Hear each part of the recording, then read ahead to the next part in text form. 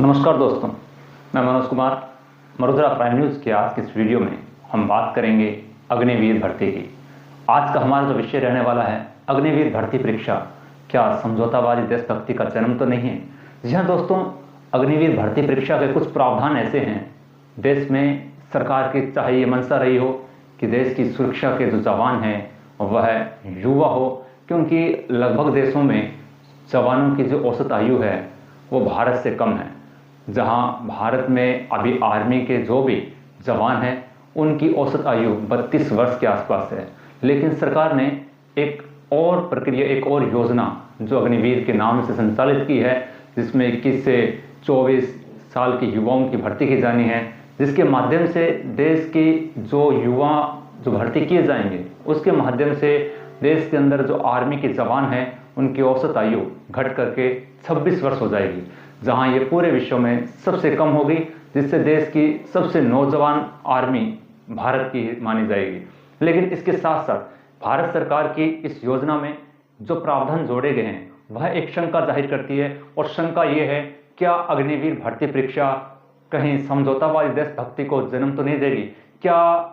सीमाओं का प्रहरी, क्या सीमाओं की सुरक्षा करने वाला व्यक्ति कहीं सीमाओं की सुरक्षा करने में असफल तो न हो जाएगा? जी हाँ, बहुत सारे क्वेश्चन इसके लिए उठ जाते हैं, जहां रोजी रोटी, जहां देशभक्ति, जहां मातृभूमि, इन सब को व्यक्ति सर्वोपरि मानता है। क्योंकि पहले जो आर्मी की भर्ती थी, आर्मी के अंदर जो जवान जाकर के ज्वाइन करते थे, उनके लिए उनकी सेवा उनकी लाइफ टाइम की होती थी, उसके बाद उनको ग्रेजुएटी तक मिलती थी, तो पूरी जिंदगी और अपने परिवार का पालन पोषण उसके माध्यम से वो करता था, और इसके लिए वो सीमाओं पर अपनी जान को कुर्बान करने के लिए भी तैयार रहता था। लेकिन इस भर्ती के अंदर प्रावधान ये किया गया है कि यहाँ जो युवा भर्ती होंगे इस परीक्षा के माध्यम से, वह युवा सिर्फ 4 वर्ष के लिए ही इसमें भर्ती किए गए हैं। उसके बाद वह यहाँ से रिटायर कर दिया जाएगा, और रिटायरमेंट के तौर पर सरकार ने वहीं कुछ राशि 11 लाख के आसपास उनको देने का प्रावधान भी किया है। लेकिन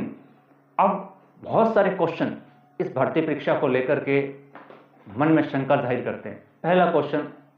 ये जो भर्ती परीक्षा है इसमें जो योग्यता रखी गई है वह योग्यता सिर्फ 10वीं उत्तीर्ण है, यानी 10वीं पास परीक्षा के बाद व्यक्ति देश की सीमाओं की सुरक्षा के लिए अग्निवीर भर्ती परीक्षा के माध्यम से देश का जवान बनेगा और देश की सीमाओं की सुरक्षा करेगा। अब 10वीं करने के बाद चाहे सरकार इसमें यह प्रावधान भी करे कि वो 12वीं तक की समकक्ष परीक्षा उत्तीर्ण कर सकता है इस भर्ती के अंदर रहकर भी, लेकिन यहाँ भी सरकार का दोहरा या यहाँ भी दोहरे क्वेश्चन खड़े हो जाते हैं कि अगर वो अपना नियमित अध्ययन यानी कि सीनियर सेकेंडरी उत्तीर्ण करने के लिए जवान अपनी प्रक्रिया में आने के बाद अपनी देश सेवा करने के साथ साथ अगर वो तैयारी करेगा, तो कहीं ना कहीं देश की सीमाओं में से, देश की सीमा की सुरक्षा से उसका ध्यान भटक सकता है। अगर वो तैयारी नहीं करेगा और जब वो 4 साल बाद रिटायर्ड हो जाएगा, रिटायर्ड होने के बाद सरकार ने ये प्रावधान भी इसमें किया कि उसको अन्य परीक्षाओं का सीआरपीएफ एंड अदर जो एग्जामिनेशन है उनमें आरक्षण का प्रावधान भी किया जाएगा। लेकिन आरक्षण का प्रावधान ये एक बाद की बात है। पहली बात तो ये कि जब वह युवा देश की बेरोजगारी को देखते हुए आपकी इस परीक्षा में भर्ती हो जाता है, और उसके बाद जब वो 4 साल सेवा अपनी पूरी कर लेता है, पूरी करने के बाद उसका भविष्य क्या होगा? क्या वास्तव में कंपटीशन के इस युग में आरक्षण का लाभ लेकर क्या वो जस्ट 4 साल के बाद क्या उसके सामने ऐसे ऑप्शन रहेंगे कि जैसे वो वहां से आउट होते हैं 2 महीने वापस वो अपने रोजगार को प्राप्त कर लेता है, या वापस किसी भर्ती परीक्षा में आरक्षण लेकर के ज्वाइन कर लेता है, या फिर वो 2-3 साल और अपने किसी अन्य जॉब को प्राप्त करने में अगर असमर्थ रह जाता है, तो उसकी आयु कितनी हो जाएगी, उसका एजुकेशन गैप कितना बन जाएगा, और उसकी मानसिक स्थिति और घर परिवार समाज की जिम्मेदारियों के तले क्या वो वास्तव में अदर वैकेंसीज, अदर सर्विस को ज्वाइन कर पाएगा? यह तो सिर्फ उस युवा के भविष्य को लेकर था। लेकिन शंका यह भी है कि जब देश की सीमाओं पर यह युवा, यह वीर अपनी सीमाओं की सुरक्षा के लिए खड़ा होगा, और सामने से जब ऐसी स्थिति उत्पन्न हो जाएगी कि अगर इस युवा को लगे कि यहाँ पर जान का भी जोखिम है, यहाँ पर शहीद होने का भी जोखिम है, यहाँ पर व्यक्ति देश की सुरक्षा के साथ साथ अपना जीवन भी समाप्त होने का भी जोखिम है, तब क्या उसके मन में ये प्रश्न खड़ा नहीं हो सकता कि सिर्फ 4 साल की सेवा के लिए क्या मुझे अपनी जान दांव पर लगानी चाहिए? अगर ये क्वेश्चन अगर उस युवा के मन में खड़ा हो गया और ये क्वेश्चन उसके परिवार के मन में खड़ा हो गया और उसके लिए देशभक्ति से पहले परिवार, समाज या बाकी जीवन, या फिर इस परीक्षा ने मुझे या इस भर्ती ने मुझे जीवन भर का प्रावधान भी नहीं किया, जीवन भर का आश्वासन भी नहीं दिया, परिवार के आश्वासन का भी जिम्मेदारी इस भर्ती ने नहीं लिया, तो अगर ऐसे क्वेश्चन उसके दिमाग में उत्पन्न हो जाएंगे तो शायद इस भर्ती के माध्यम से चयनित युवा अपने एक कदम पीछे भी बढ़ा सकता है। जी हाँ, शक होना जाहिर है। चाहे सरकार इसमें यह प्रावधान करे कि सीमा पर खड़े व्यक्ति को अगर गोली लग जाती है तो हम उसके परिवार को 1 करोड़ रुपए देंगे। यहां तो चलो आपने ये आश्वासन देकर आपने अपनी जिम्मेदारी तय की, लेकिन इसके साथ जब वह युवा ये सोचेगा कि मैं 4 साल बाद जाकर के किस सर्विस को प्राप्त करूंगा, 4 साल बाद जाकर के कौन से रोजगार को प्राप्त करूंगा, और आपने क्या यह प्रावधान किया कि उसके 4 साल यहां रिटायरमेंट होने के जस्ट बाद 6 महीने में, 2 महीने में, 5 महीने में, 1 साल में वह युवा किसी अदर वैकेंसी में भाग लेगा और अदर वैकेंसी में चयनित हो जाएगा? क्या इसकी ये श्योरिटी है? अगर ऐसे हर वर्ष आप 10,000, 20,000 युवाओं को भर्ती कर रहे हैं और हर 4 साल बाद उनको रिटायर्ड कर रहे हैं, तो क्या देश में कम शिक्षित युवाओं की संख्या की एक बड़ी फौज खड़ी नहीं हो जाएगी? क्योंकि इस भर्ती की योग्यता 10वीं पास है और 10वीं पास व्यक्ति अब अपना कार्य देश को समर्पित कर चुका है, वह देश के लिए सीमाओं पर अपना ध्यान एकाग्र कर चुका है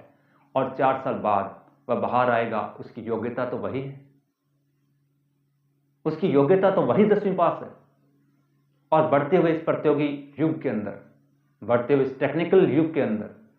क्या वो बाहर जाकर के 5 साल बाद, 6 साल बाद क्या इस प्रतियोगिता में, इस कंपटीशन के अंदर अपनी भूमिका को पूर्ण रूप से निभा पाएगा? तो यहां पर बहुत सारे प्रश्न इस भर्ती को लेकर है। पहला प्रश्न तो मुख्य यही है कि हो ना हो, जो भर्ती व्यक्ति को जीवन भर रोटी की, जीवन भर सुरक्षा की गारंटी नहीं देती, उस भर्ती के प्रति, उस कार्य के प्रति व्यक्ति के मन में शंका उत्पन्न होना जाहिर होता है। आप देश के अंदर युवाओं की एक बड़ी फौज को देश के जवानों के रूप में तो खड़ा कर देंगे,